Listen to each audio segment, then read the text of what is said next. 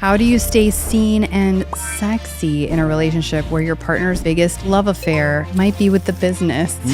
I'll let you go first on this one. When your world is spinning and you're about to snap, what's your emergency save us signal, and does it actually work? I very rarely feel like the world's spinning, it's going to snap. But when I do feel super stressed out, I think that's the time to go to God in prayer. Like anytime there's chaos in your life, if you go to God in prayer in that moment and you recognize, God's in control, at the end of the day, this is a short window of eternity. It puts everything in perspective. Regardless of what happens, I know that He's in control, and I go to Him in prayer and I look for His direction, and that usually brings me back to balance. Have you ever looked at your partner and thought, I didn't sign up for this?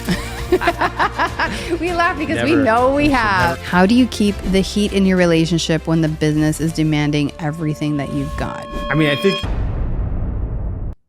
All right, welcome back to another episode of the Scaling Together podcast, where we're talking about how we've grown and scaled our agencies together as a married couple. And on today's episode, we're going to be talking about what it's really like to be married to an entrepreneur. So getting right into it, first question, what's the biggest secret struggle you've never said out loud about being married to a risk taker? I think the biggest secret struggle is you start to wonder to yourself, if you weren't married to somebody that were an entrepreneur, would you just be able to finish the day at 5 and do whatever you want, go to sleep without thinking about everything twirling through your head? I think that's probably, in my mind, potentially, what would that be like? How about for you? For me, it's just thinking, I was nervous about certain risks that we would take in the business. The smaller we were, the scarier each thing felt, like this massive undertaking that we're doing and putting ourselves out there. And is this going to do well? This could be totally business ruining, which means life ruining for us if everything falls apart. But we've had 2 businesses that didn't do well. Yeah. And we had to come from, literally our credit going down the window, like everything, losing it all, and then starting over again with these 2 other businesses, learning from all of those silly mistakes that we did when we were in college, because that's when we did those 2, right? But now we're mature adults, we're responsible. And even then we would take these risks of, starting a business. And the first time we did an event, it was in a small room. It was only $350 that we paid for the small room to have 50 people in it. And that felt so risky at the time, and it was crazy. And now here we are, $250,000 on each event. And it's so less riskier at this point where we are. We're so much more confident and comfortable working in this zone than we were on that $350 contract. So it is interesting how life changes as you get older and wiser, and you learn more things and things become less I think it's also comforting, like you said, like coming back from basically being completely wiped out, life goes on, right? Like in the worst case scenario, life will go on. You'll figure out a way to survive. And that's why we take risks, so we can live a bigger, better life. Question number 2, how do you stay seen and sexy in a relationship where your partner's biggest love affair might be with the business? I'll let you go first on this one. It's funny because I feel like we have a few top priorities in our lives. First and foremost, God, right? It gives us direction. And number 2 is each other, making sure that you yourself is getting what you need, that you're working out, that you're getting healthy for yourself and for your family, and that we're connecting together. And then we have our kids as a priority, but then also as a priority is our business. So how we stay seen is really, for all of the dating times that we do, we go on dates and hang out together, just you and me. It's a nice, quiet, peaceful time, even if it's just a lunch that we get away for. That's a great way. Also, you would take a screen capture sometimes of me on a Zoom meeting with our team and say, oh, you look hot today, like little things like that, and just winks during the, we're sitting at a conference for our intensive, and you are on the stage, and I do a heart signal to you with my hands, and just like little tiny details that we do when we were dating, for example, that we bring into our relationship today, that even though we are entrepreneurs and we're business owners and we've got all this stuff going on, we still do small things to show each other that we care. Yeah, I think you said all of the right things there that I would just kind of repeat on. But taking care of yourself, right? If you take care of yourself and you feel good about yourself, you feel good about your energy, you feel good about how you feel, then you're going to be perceived as, seen and sexy to your significant other. I think you do a great job of making me feel seen. Like when I'm speaking at an event and I do look back and I see you and we catch eye contact, or you send me a nice text message either on one of my stories or just in general, that makes me feel seen. Yeah. But we were just talking to Mary and Ricky Shockley, and they were just talking about the season in their life that they're in right now, where they have little kids. Their youngest is 1.5 years. And it wasn't always like this for us. Yeah. When the kids were younger, newborn age, when you're feeding them and just going through all the motions of like you were at the size of a house and now you're getting your fitness routine dialed in. You're trying to be on top of everything. And you feel like it's a struggle and you're in the thick of it. It's hard to feel sexy. So you do find ways to plug in, and just the sweetness of, blowing each other a kiss and sending a cute text message here and there, going on a date and stuff like that in the middle of it does help those seasons a lot. Yeah. Kids under 2, all bets are off, right? Yeah. Wonderful time too. That's the crazy. It's a double-edged, because it is such a beautiful time when they're so tiny like that. It's just absolutely breathtaking and fun and exciting, but also on the other side of that, it is rough. It is rough while you're going through it. Yeah. Number 3. What's the most gut-wrenching moment when you realized the business was coming between your hearts more than your calendars? I think there's always times like, when you get, like you said, young kids, when you've got chaos going in the business, when maybe you've made some decisions to say yes to too many things, and you start to realize, wow, we've taken on more than we can chew. Yes. And at those points you have to restructure, right?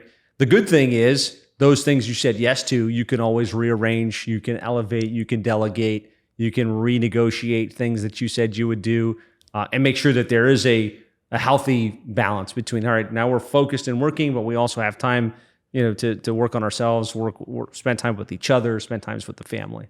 Yes. With all of our family commitments, our personal commitments to each other, to our work life of working out and all that stuff, we have a big tendency to take on too many things. And so what we do in those scenarios, I've noticed over time, is that we still try to commit to it as much as we can. Like when we say something, we want to make sure that we deliver on what we said. And what we do is take that into account next time when we're setting up the calendar. We do this at the beginning of the year. We get that big calendar, has a name for it, that Jesse Isler came out with. And we roll it out on our dining room table, and we get the kids involved, and we're like, all right, when do we want to go on vacation? Where do we want to go? What's the best season for that? Let's pick it out and kind of map out when we're going to have our intensives, and what we do to connect with people that do what we do as well. And there's just so much training ourselves that we do, and trying to incorporating the whole thing into a calendar with the school schedule and all that stuff. So we have to remember the mistakes that we made in the past and say, we put way too much on our plate last time. Let's even it out this time. But it is hard when you're in the thick of it and you've already made those commitments and you're just like fulfilling on it now, knowing that in the future you will change. Yes. Yeah. How do you keep the heat in your relationship when the business is demanding everything that you've got?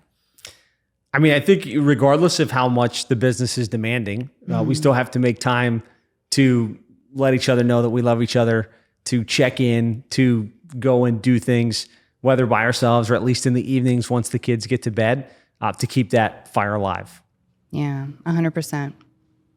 What's one moment you felt totally alone even while in it together?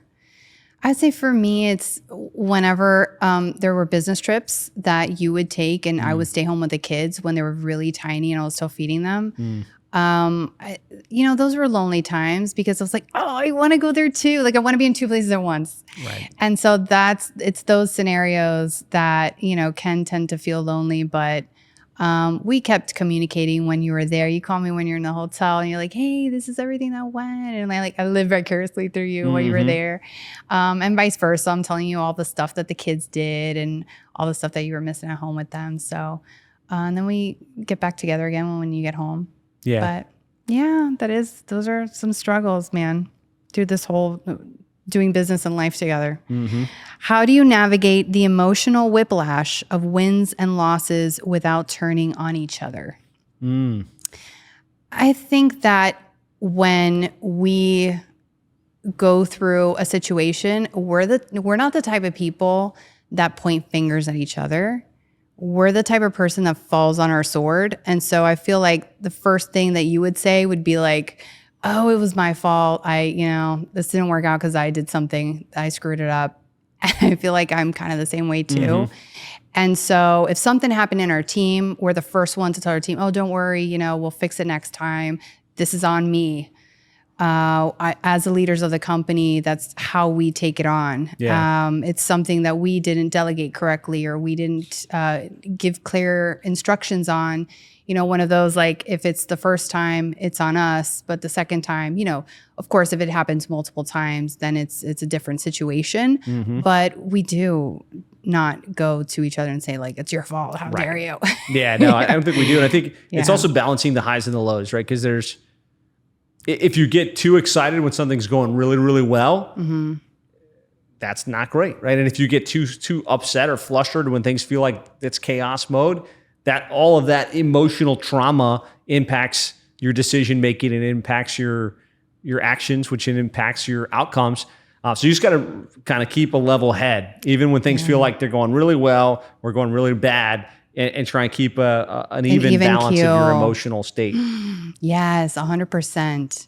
And mixed in there somewhere is also whenever we do hit a really big win on something that we're looking forward to, like, oh yeah, it finally happened, like an MRR growth that we had or a certain number of clients that we took on, whatever the goal, we hit Inc. 5000, there could be something else also going on in the business at home, like personal, like nothing is ever 100% perfect. And so when wins come, sometimes life isn't all perfect and going on great, but knowing that you need to stop and still celebrate that win, because that it's really important to do that, because you need to acknowledge when things do go right. Yeah. Because they don't always. So that's an important You're going to piece. get more of what you celebrate, right? So let's focus on what we want. But we experienced this, and I've heard other agencies and other business owners experience the same thing, where specifically the Inc. 5000 thing. Oh man, we just ranked on the Inc. 5000. Well, that's based on a year or a year and a half ago's revenue. It's based on like kind of a snapshot in the past. And typically in the moment when you're getting recognized for that, I know for us, it was like, but we're in chaos right now. Like it feels like everything's falling apart. I don't know, like if we should even celebrate this today. And just keep pressing forward and know that like that's a win. You should celebrate for the team, and keep pressing forward.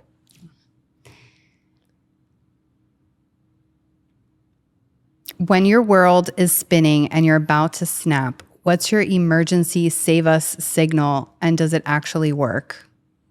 When I very rarely feel like the world's spinning, it's going to snap. But when I do feel super stressed out, I think that's the time to go to God in prayer. Like anytime there's chaos in your life, if you go to God in prayer in that moment and you recognize, God's in control, at the end of the day, that this is a short window of eternity, it puts everything in perspective. And it's like, hey, you know what?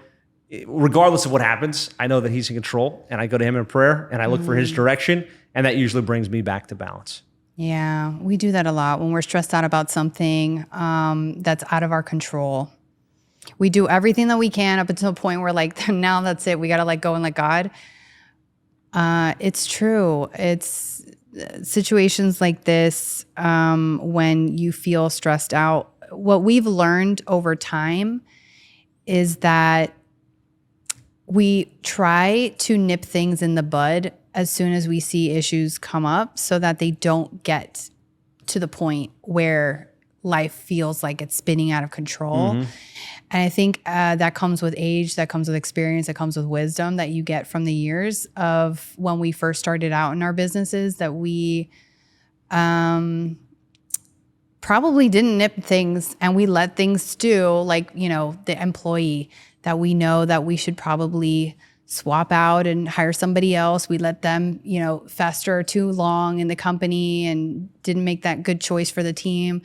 Or that client that, we know that we probably should have gotten, said, let go, or said we can't do business with them anymore, but we left them, as a client for a long time. And it ends up becoming this bigger and bigger thing the longer it festers. And we just know now the signs as it comes up, like, okay, this is a sign that we need to let go of this person, this employee, this client, and move forward. But things like that.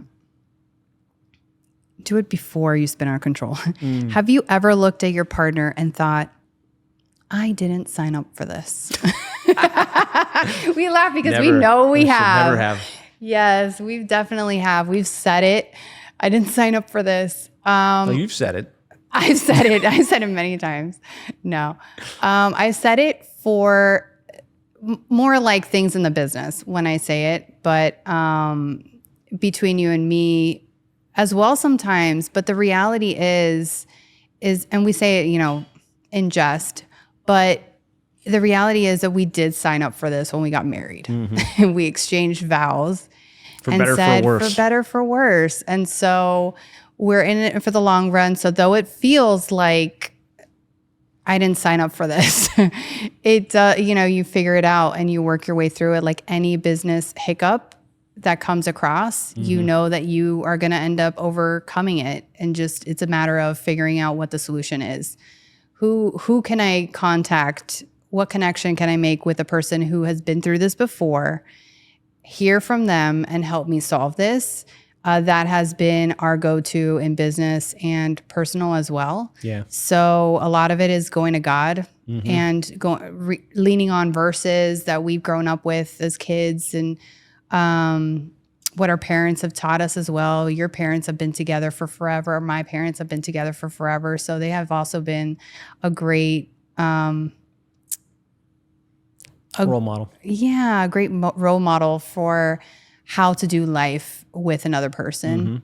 Every day is not easy. Every day is going to be challenges and things like that. And so it's just figuring out how to make it all work.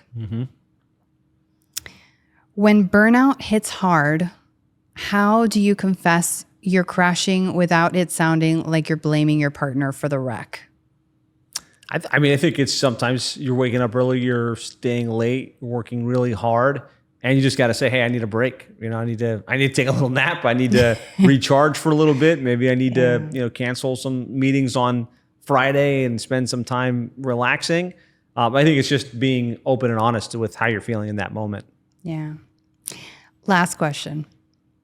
If you were to do these two businesses all over again, would you decide to do it with me? Absolutely. Of course. No, I think we make an amazing team, and couldn't imagine anybody else that I would want to do it with or get a similar outcome. And the fact is we complement each other really, really well. I think obviously a large part of the success is how well we work together. Same, 100%.